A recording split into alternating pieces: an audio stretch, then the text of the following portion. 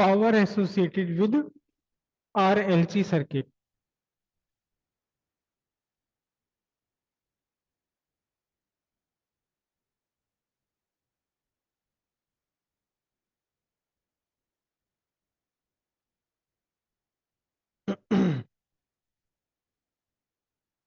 और यहीं से हम डिफाइन करेंगे power factor.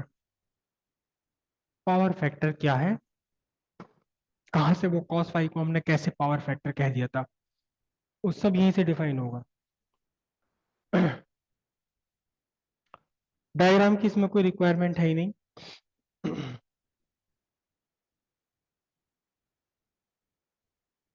Applied EMF E equals E naught sine omega T, ये अप्लाइड ईएमएफ है आपका आरएलसी सर्किट पर। हमने अपने इच्छा से ले लिया क्या, एक्सएल ग्रेटर देन एक्सी, मतलब इंडक्टिव सर्किट है। आप एक्सी ग्रेटर देन एक्सएल भी ले सकते हो, तब भी वही की वही बात है। जब एक्सएल ग्रेटर देन एक्सी है तो इसका मतलब वीएल ग्रेटर देन वीसी होगा। और पूरा का पूरा सर्किट कौन सा सर्किट कहलाएगा अब ये, इंडक्टिव सर्किट। इंडक्टिव सर्किट कहलाएगा ये। इस इंडक्टिव सर्किट में कौन लीड करता है, लीड कौन कर रहा है इंडक्टिव सर्किट में, वोल्टेज लीड कर रहा है।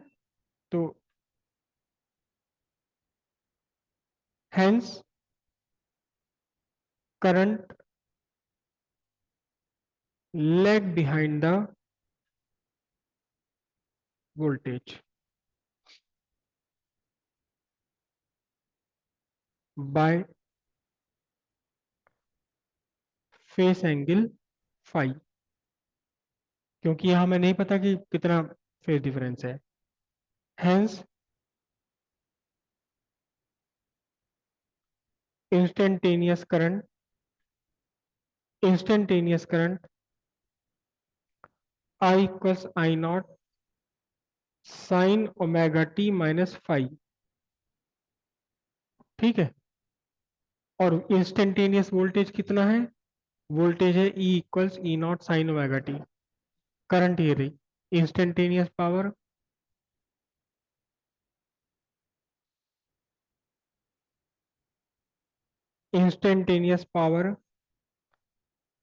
P equals what, E I. और P क्या है, T W by D T, rate of change of, rate of doing work. E कितना है, E naught sine omega T into I naught sine omega T minus five. Okay,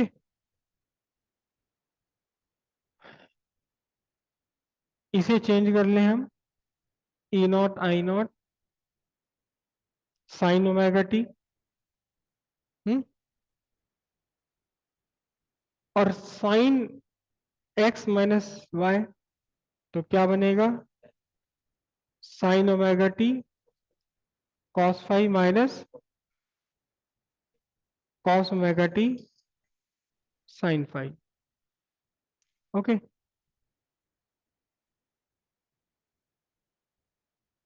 E naught I naught multiply कर लीजिए इसे आप, हम्म, तो कितना बनेगा बताओ,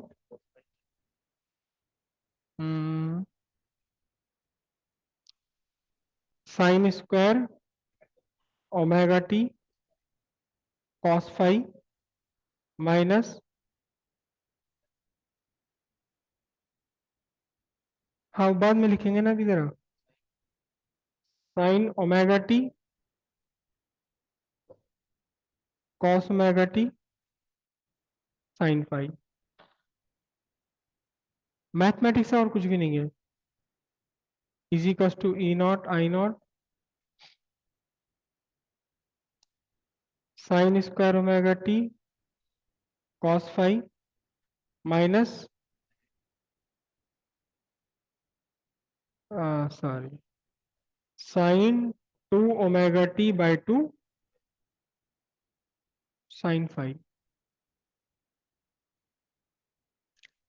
इंटीग्रेशन करेंगे इसे ही बदलना पड़ेगा, है ना? तो इसे बदल दें, I0 1 - cos 2 omega t/2, omega नहीं आएगा, केवल 2। 1 - cos 2 omega t/2 cos 5 minus sine 2 omega t sin 5/2। अब इसमें से 1/2 कॉमन आया, तो E0 I0/2, और ये एक्चुअली पूरा मल्टीप्लीकेशन में है यहाँ, तो बनेगा आपका cos 5 minus cos 2 omega t cos 5 minus sin 2 omega t sin 5। Okay, और मैं यही छोटा सा चेंज कर दूं, dw और यहाँ dt। ठीक है, अब total work done over one complete cycle.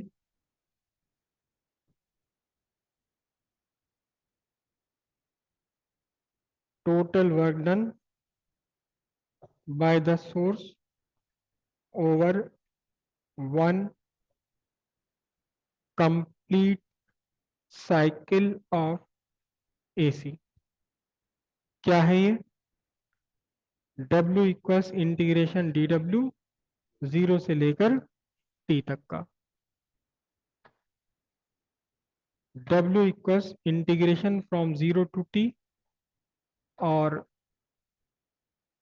एक काम करूं, E0 I0/2 यहीं से अभी बाहर ले लूं, ये तो कांस्टेंट है, इंटीग्रेशन के बाहर ले लूं इसको, तो E0 I0/2। और अब इंटीग्रेशन में क्या बचा? इंटीग्रेशन में बचा आपका cos 5 minus cos 2 omega t cos 5 minus sin 2 omega t sin 5। Correct?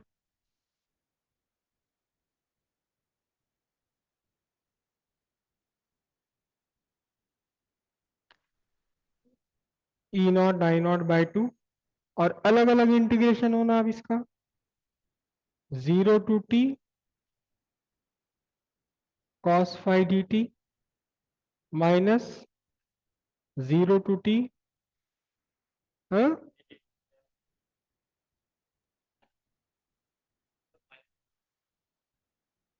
अच्छा, cos 2 ओमेगा t cos 5, और साइन, हाँ ये भी सही है, हाँ ये भी सही है, थोड़ा सा और छोटा हो जाएगा ये, हाँ और छोटा हो जाएगा। हाँ, इसको हम पहले ही कर लेते तो आसान रहता। E0 I0/2 integration 0 to t, और ये तो बन गया cos 5, और ये बन गया माइनस कॉमन लेके cos 2 ओमेगा t -5। ठीक है, dt। करेक्ट?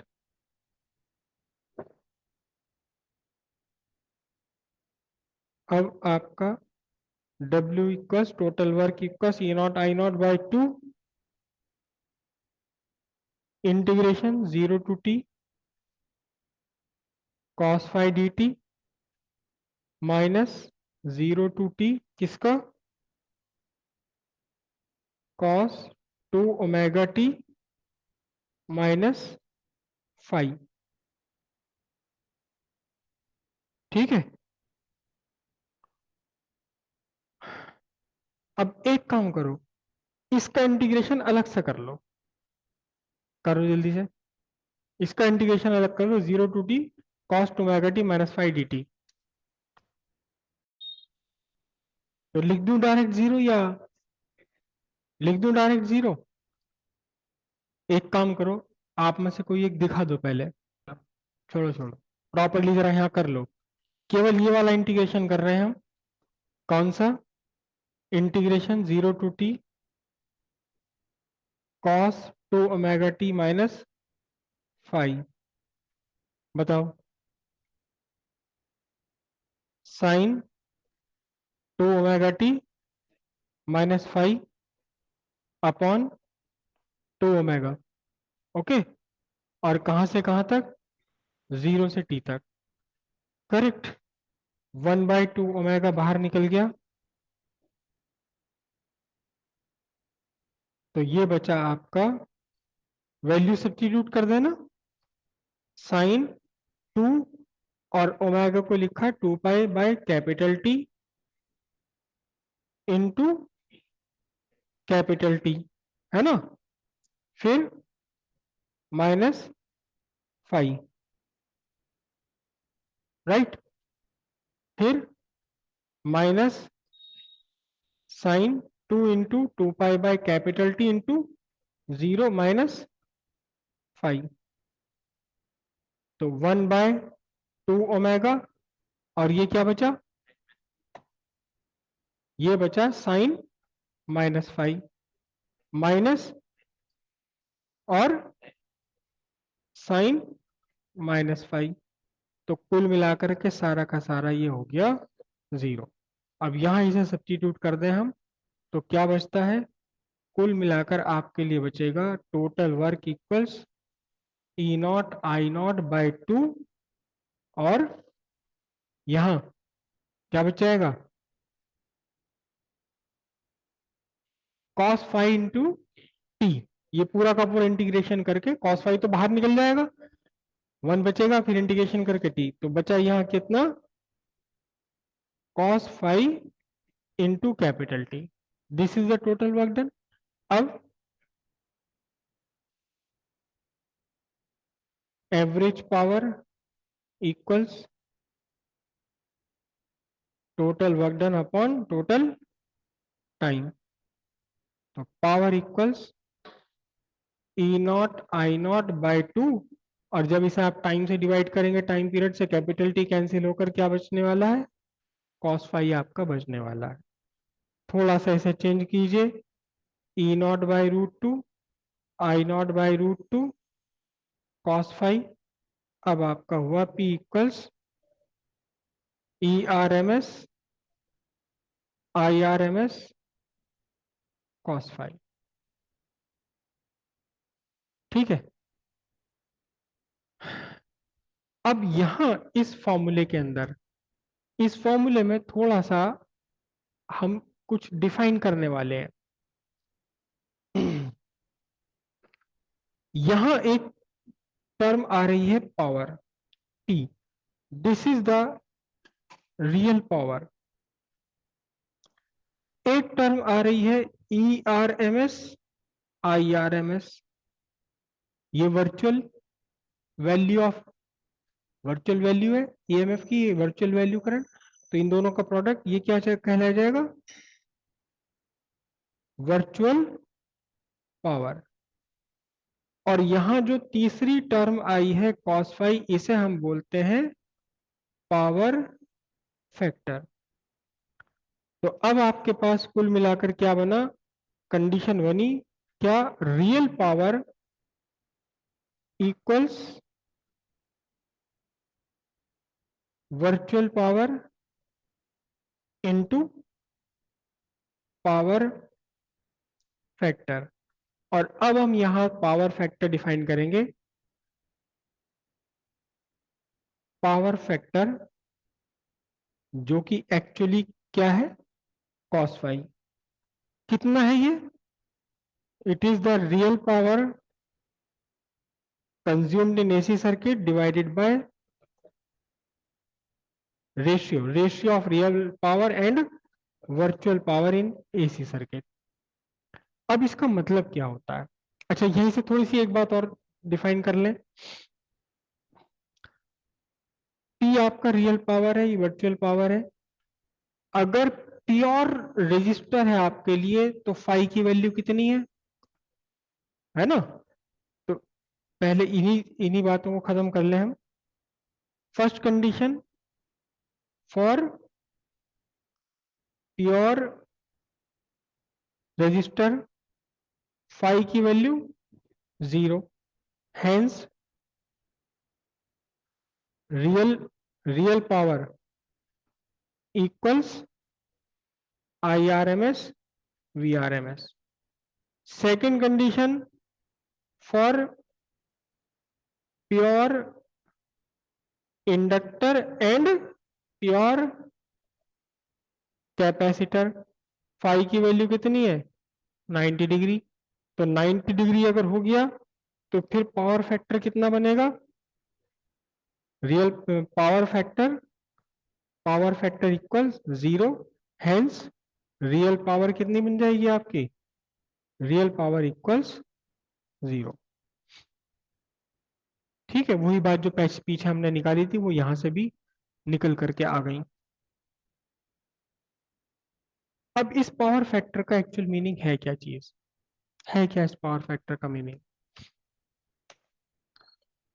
एसी सर्किट में इंडक्टर और कैपेसिटर के बिहेवियर अलग अलग है, उससे बिल्कुल अलग है जैसा उनका बिहेवियर डीसी सर्किट में या स्टेडी करंट के लिए होता है। ठीक है, अब हमने ये कहा कि प्योर इंडक्टर अगर है तो उसमें वोल्टेज और करंट के बीच का फेज डिफरेंस π/2। लेकिन कोई भी इंडक्टर ऐसा नहीं बन सकता जिसका अपना ओमिक रेजिस्टेंस ना हो। जब ओमिक रेजिस्टेंस है तो फिर फाई की वैल्यू एग्जैक्टली 19 नहीं हो सकती, कुछ और होगी, कुछ और होगी ना।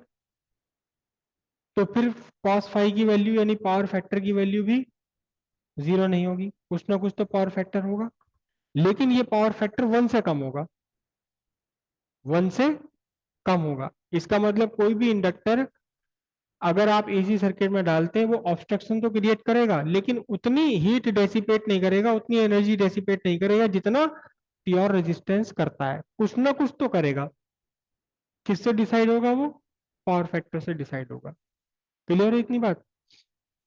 एक और यूज है इसका पावर फैक्टर का, हम अपने घरों में तो यूज नहीं करते। हमारे घरों में जो लोड यूज हो रहे हैं, अप्लायंस यूज हो रहे हैं, most of the appliances are inductor, क्योंकि ज्यादातर अप्लायंस हमारे घूमने वाले हैं। कूलर, एसी, फैन, रेफ्रिजरेटर, इन सब में मोटर लगी हुई है, वो घूमती है। पानी के पंप, चाहे वो कुछ भी पंप हो, कैसा ही पंप हो, मोटर लगी हुई उसके अंदर। सबमर्सिबल भी अगर है तो उसके अंदर मोटर है उसकी अपनी। तो ज्यादातर ये लोड कैसे है, इंडक्टिव लोड है। रेजिस्टिव लोड हमारे बहुत कम होता है, कैपेसिटी भी बहुत कम होता है, ज्यादातर इंडक्टर है। तो इसका मतलब हम कभी भी वोल्टेज और करंट सेम फेस में तो चल नहीं रही हमारे यहाँ। पावर फैक्टर की वैल्यू 1 नहीं है, पावर फैक्टर की वैल्यू 1 नहीं है। क्यों, क्योंकि वोल्टेज और करंट आगे पीछे चल रहे हैं। राइट। किसी को अगर पता हो, किसी को याद हो कि जब ट्यूबवेल के लिए कनेक्शन लेते हैं, नया कनेक्शन अप्लाई करते हैं ट्यूबवेल के लिए, तो वहां एप्लीकेशन के साथ में एक बिल देना पड़ता है। एक बिल देना पड़ता है कि आपने दुकानदार से क्या खरीदा है, और उस बिल के अंदर एक कंपल्सरी, एक नेसेसरी एक कैपेसिटर होता है, वो खरीदना ही पड़ता है। आप में से किसी को शायद नहीं पता ये बात। हाँ, हाँ, बिजली घर वाले ही रिकमेंड करते हैं कि आपको ये चीज चाहिए, और उसमें वो कैपेसिटर मैंडेटरी है। मैंडेटरी है, वो कैपेसिटर लगाना ही लगाना आपको। हालांकि उस कैपेसिटर के बिना भी एक बार जब वो कैपेसिटर खराब हो जाता, फट जाता, तो दोबारा कोई नहीं लगाता। लेकिन पहली बार में उसको लगाना पड़ता है, क्योंकि खरीद लिया। खरीदना क्यों पड़ता है, क्योंकि इलेक्ट्रिसिटी डिपार्टमेंट ने कहा। तो कितने किलोवाट का आपका मोटर है उसके अकॉर्डिंग इलेक्ट्रिसिटी डिपार्टमेंट आपको बताता है कि इतना कैपेसिटर आपको इसके पैरेलल में डालना पड़ेगा। क्यों, क्योंकि इंडक्टर में आपका वोल्टेज और करंट के बीच का फेज डिफरेंस आता है। याद कीजिए कि कैपेसिटर का बिहेवियर इंडक्टर के बिल्कुल उलट है। इंडक्टर में वोल्टेज लीड करता है लेकिन कैपेसिटर में वोल्टेज लैग करता है। तो जितना वोल्टेज लीड कराया इंडक्टर ने, एग्जैक्टली उतना ही वोल्टेज लैग करा देते हैं कौन, कैपेसिटर, उसके पैरेलल में लगा करके। तो वोल्टेज लीड करा इंडक्टर से, वोल्टेज लैग बिहाइंड कर गया कैपेसिटर से। कुल मिलाकर क्या हुआ, दोनों के दोनों वोल्टेज और करंट दोनों सेम फेस में आ गए। कॉस फाई की वैल्यू कितनी हो गई, 1। कॉस फाई की वैल्यू जब 1 हो जाएगी तब एग्जैक्टली जितनी पावर आप कंज्यूम कर रहे हैं उतनी ही पावर आपका मीटर शो करेगा। लेकिन अगर आपने आपके सर्किट में घर में कहीं भी फेस डिफरेंस है, कुछ ना कुछ फेस का डिफरेंस है, फेस लैग है या फेस अहेड है करंट और वोल्टेज का, तो आपका मीटर शो करता है वर्चुअल पावर, जबकि आप कंज्यूम कर रहे हैं उससे कम, है ना। आपने पूरे महीने में इलेक्ट्रिसिटी कंज्यूम की 200 यूनिट, लेकिन उसने दिखा दिया 230 यूनिट, क्योंकि वो उसकी जो सर्किटरी है, सिस्टम है, अंदर बना हुआ सर्किट है, वो IRMS इंटू VRMS को मल्टीप्लाई करता है, सिर्फ वोल्टेज और करंट को मल्टीप्लाई करता है और उनका प्रोडक्ट दिखा देता है कितना आपने कंज्यूम कर रहे हैं। पावर फैक्टर वहां कैलकुलेशन में नहीं आता। तो अगर आपका फेस में नहीं है वोल्टेज और करंट, तो मीटर आपका शो कर रहा है वर्चुअल पावर, और वर्चुअल पावर हमेशा रियल पावर से ज्यादा होगी, क्योंकि इसके साथ कॉस फाई जुड़ा हुआ है, पावर फैक्टर। तो कोशिश ये की जाती है कि दोनों के दोनों कैसे रहें, सेम फेस में रहें। और हमारे घरों के लोड बहुत ज्यादा नहीं होते, लेकिन बहुत बड़े बड़े यहाँ लोड होते हैं, पूरा पूरा होटल है 8-10 मंजिल का, या जहाँ 20-20 किलोवाट का लोड चल रहा है। और ज्यादातर लोड क्या है, पंखे, AC, कूलर, इंडक्टिव लोड सारा। इवन CFL और LED बल्ब भी इस टाइम इंडक्टिव लोड ही है ये। कुछ थोड़ा बहुत कैपेसिटिव भी होता है उसके अंदर, लेकिन अल्टीमेट होते इंडक्टर है। तो वहां वो लोग एक डिवाइस यूज करते हैं, एक स्पेशल डिवाइस यूज करते हैं, एक जगह उस डिवाइस को रख देते हैं, हालांकि उसकी कोई जरूरत, वो स्टेबलाइजर नहीं होता, वो अलग चीज है। केवल उस डिवाइस में इनपुट होता, आउटपुट कुछ भी नहीं होता उस डिवाइस का। और उसमें एक मीटर लगा होता है जो पावर फैक्टर रिप्रेजेंट करता है। पावर फैक्टर रिप्रेजेंट करता है कि क्या क्या चल रहा है, कितना पावर फैक्टर चल रहा है। पावर, जैसे वोल्ट मीटर होता है आपके सबमर्सिबल के पैनल में लगा हुआ है ना, वोल्ट मीटर, एमीटर, ऐसे ही पावर फैक्टर मीटर भी होता है, वो बताता रहता है कितना पावर फैक्टर चल रहा है। और उस मशीन के ऊपर एक नॉब लगी होती है, जिससे उसके अंदर की कैपेसिटी को चेंज किया जाता है, और उसे चेंज करके पावर फैक्टर को ज्यादा से ज्यादा 1 के पास लाने की कोशिश की जाती है। हालांकि एग्जैक्टली 1 तो कभी भी नहीं होता, जितना 1 के क्लोज होता रहेगा उतना ही आपकी जो इलेक्ट्रिसिटी मीटर जितनी शो कर रहा है, वो उतनी ही आपके रियल कंजम्पशन के आसपास आती चली जाएगी। और अगर पावर फैक्टर में बहुत ज्यादा डिफरेंस हुआ तो मीटर शो करेगा बहुत सारी, और आपने यूज किया है कम, कम यूज किया। मान लो पावर फैक्टर अगर आपका 0.5 चल रहा है, तो एग्जैक्टली दुगनी रीडिंग आपका मीटर दे रहा है जितना आप कंज्यूम कर रहे हैं उससे। आपने यूनिट कंज्यूम करी है 200, वो दिखा देगा 400 यूनिट। तो हमारे घरों में तो बहुत कम लोड होता है, मोस्टली 1 किलोवाट। मेरे घर का लोड 1 किलोवाट भी नहीं होता पूरा, तो हमें कोई बहुत बहुत ज्यादा फर्क नहीं पड़ता। लेकिन जहाँ 10-10, 20-20 किलोवाट के लोड चल रहे हैं, उनका पावर फैक्टर अगर आधा हो गया या 0.75 भी हो गया, तो 1.25 गुना उन्हें बिजली की बिल देना पड़ेगा, जबकि वो कंज्यूम कम कर रहे हैं। तो पावर फैक्टर को ज्यादा से ज्यादा कोशिश की जाती है कि 0.99 आ जाए, बिल्कुल 1 के जितना क्लोज आ जाएगा उतना ही रियल पावर और वर्चुअल पावर दोनों एक दूसरे के इक्वल हो जाएंगी। कभी आपका चांस नहीं पड़ा इस चीज को देखने का, शायद कभी पड़ जाए। इंजीनियरिंग आप करोगे कोई इलेक्ट्रिकल्स में, तो उसे ये सब चीजें पढ़ाई जाएंगी। क्लियर हुई बात ये। तो पावर फैक्टर एक्चुअली क्या है? पावर फैक्टर आपका रेशियो है। किस चीज का रेशियो है? रियल पावर और वर्चुअल पावर का। करेक्ट। जिसे हम कहां लेकर गए थे? कहां से भी निकाला था जिसे हमने? अपने इंपीडेंस ट्राइंगल से, वोल्टेज ट्राइंगल से भी निकाला था। पावर फैक्टर फाइन वहां किया था, और डिफाइन हमने कहां से किया है? डिफाइन यहां से किया। It is the ratio. एक रेशियो है। किस चीज का रेशियो है? रियल पावर और वर्चुअल पावर के बीच का रेशियो है। ओके।